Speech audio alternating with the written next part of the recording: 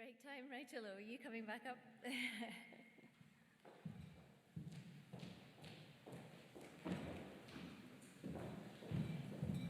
Thank you very much to our first set of speakers. We have a few minutes for question and answers. If anybody has a question to kick off, and if you'd just like to sort of state where your name and where you come from and who your question is directed to, and we can get the mics. Anybody?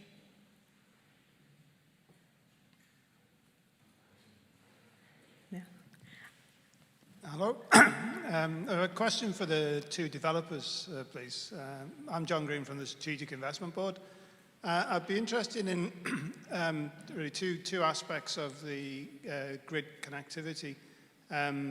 What is their expectations as to the extent that they need to support such things as deep reinforcement? And then the second part of the question is, when does it become a deal breaker for them as to whether they pursue investments? Thank you. Thank you. Sam, Niamh, do you both want to answer that question? Thanks, John. As far as the grid reinforcements, I suppose with Project Nomadic, we're not really looking at. We're going to go direct wire to Ballykelly, so grid reinforcements is less of an issue for us. So I suppose essentially we've de-risked that in this particular case. Deal breakers, I suppose a lot of the things that we've talked about, the leasing round being one, the timescales for the leasing round are vitally important for us, and I think that's that, along with the contracts for difference, are two essential things for us to move forward. So along our development pathway, we will have go, no-go timescales as far as decisions are concerned.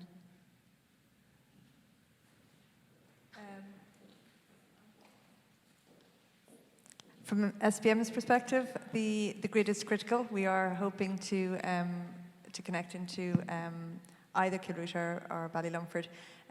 We did our own high-level grid study, and we believe that there's capacity available between those two power stations to get away at least 600 megawatts without deep reinforcements. But we don't know that for sure, and we can't know that for sure because we haven't been able to get a connection study, a formal connection study undertaken by Sony. So at the moment we are working a little bit on the information that's in the public domain without having a detailed study. But I don't believe that there will be deep reinforcements required for outside of what's already planned. There are new developments already planned for Ballylumford in particular, so that probably will be sufficient to get away the initial projects in any case. I think once we get into further north projects, let's say north of Derry, then definitely you're talking about very serious grid reinforcement work.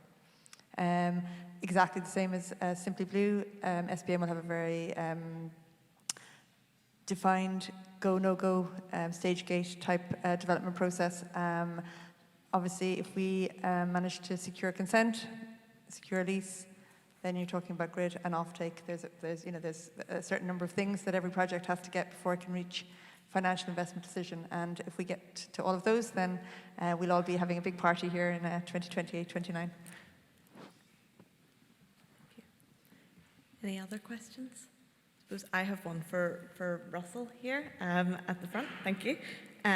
Russell, you've talked about the significant amount of projects that you've been dealing with in the south of Ireland and further afield, and one of the key themes coming through today is the skills issue. How is that being dealt with in some of the projects that you're involved with, and are there any tips for us in Northern Ireland as we aim to support that supply chain and support the business development opportunities coming from offshore wind?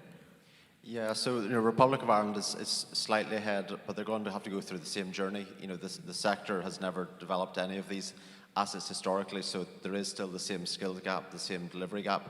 One of the big conversations that is happening down south is how are we actually going to mobilise the sector to be able to deliver upon this interesting, you'll see, Belfast Harbour Hill talk today, they're one of the few resources on the island of Ireland able to accept some of the scale of vehicles. So we'd certainly expect to see Northern Ireland infrastructure being used to support some of the Republic of Ireland delivery. You'll see, Shannon Foynes recently announced an investment of 28 million to upgrade their facilities to facilitate some of the offshore floating.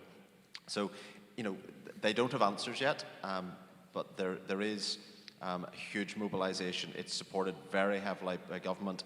It is now the priority infrastructure development in the Republic of Ireland to enable the offshore, because similar to Northern Ireland, it simply will not be able to meet the decarbonisation ambitions unless that offshore delivers. But there's huge investment, huge opportunity.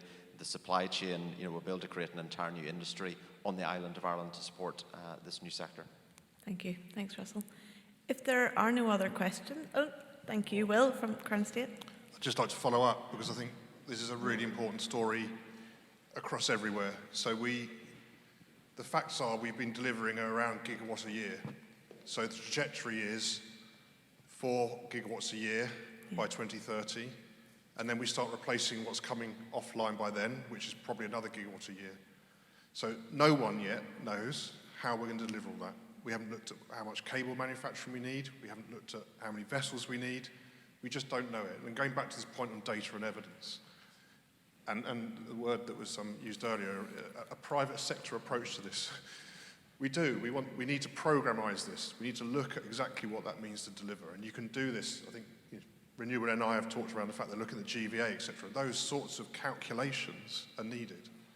And we haven't done it for UK, let alone for Northern Ireland and for Southern Ireland. So really working that data will start to then deliver us a gap analysis. We've got a real problem in terms of having the necessary expertise to deliver it, and we've got a huge opportunity that everyone wants to tap into, the economic growth. Perfect storm, we need some data. Yeah. So. Thank you. All right, folks, I think we'll, sorry. Oh, we're getting going here, that's great. No, it's great. Thank you so much. This is Ashit Chadha from Simply Blue. Question was again for Will, because he's a very busy man. Definitely one question on the leasing side, Will. Of course, we have been looking closely on the round 4, whilst not being part of it, but we have closely looked at the process, and massive congratulations to the team that they delivered from the bedroom, which is a huge feat. We've also seen we're keeping an eye on ScotWind, again not part of it, and looking at the upcoming INTOG rounds as well in the UK waters. Question was on the Northern Ireland. Is there any kind of pathway that you're looking at, that what is the type of round it could look like? It's too early to say, but are you looking at pre-commercial to commercial kind of stage, or something like INTOG, where you want to test out the supply chain in Northern Ireland and then get into the commercial side? So you've done a great version of our internal sort of questions, big questions to be answered. I think the point I would suggest is, before we would conclude those sorts of things, we'd come out.